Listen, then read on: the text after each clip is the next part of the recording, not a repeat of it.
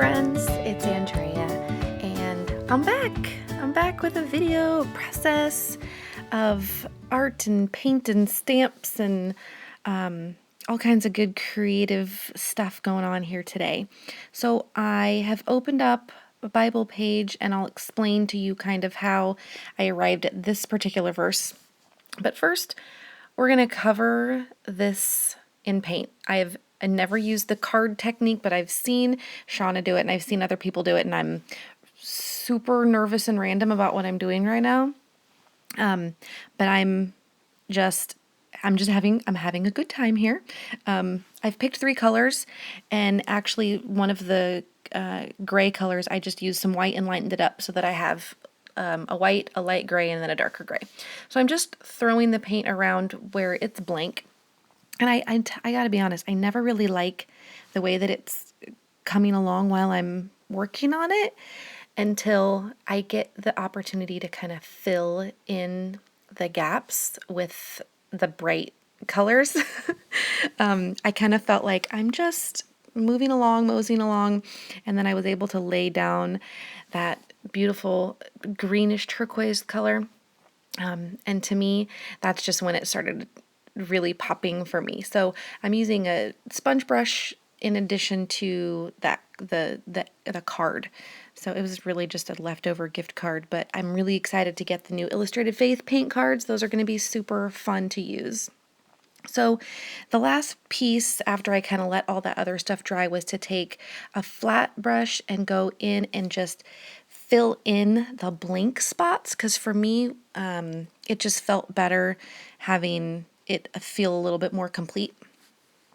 So we're just going to let that dry, and basically the only place that I left open was where the verse sits. So we're talking about 1 Timothy today, and what led me here.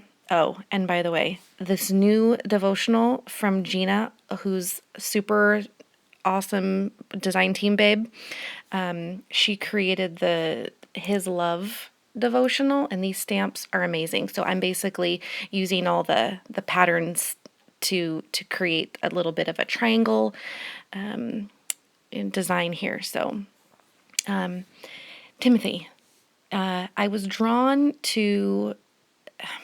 Let me start from the beginning. Being a kid isn't easy, okay? And being a teenager is not easy. And I mean, besides having way less responsibility and worries than parents, teenagers seriously have it really hard. They have to learn how to navigate through all the obstacles of their environment, and they've got to make it free and clear into adulthood. It's tough, especially these days. You've got information at your fingertips, constant interactions, constant distractions, and the world is knocking at their innocent doors. And a dear friend of my parents once told me, and this has stuck with me for probably 15 years, is that her and her husband would consistently pray for their only son's future wife. I mean, like, you don't even know her. And I was floored, flabbergasted. They prayed for her faithfulness and her patience and her spirit. And I'm just thinking, wow, right? So this has just stuck with me. And I've always wanted to figure out how I could specifically pray for my boys and their future. So I reached out to her and was like, hey, can I have some recommendations? And one of the things that she sent me, which was fantastic, was 1 Timothy, book 4, verse 12. Let no one despise you for your youth, but set the believers an example in speech, in conduct, in love, in faith, and purity. And that is what I want for my kids. I was reminded of just in general, my oldest, who is 14, has always been quite mature. And adults notice this about him. And it makes me very happy that we've gotten him to this point and that he's gotten himself to this point. But I've just recalled several times when he stood up against peer pressure or, was praised by other adults about his maturity. And what it makes me feel is that he's on the right path. And I feel so good about being able to pray for him in a more specific way now. And I actually have enjoyed doing this Bible entry so much that I've actually already started to make a list for each boy in my planner with different strengths I want to help encourage, maybe weaknesses that I'd like to strengthen in them, and specific pieces of their futures that I would hope to see fulfilled as they grow. And that's my goal. But for the rest of this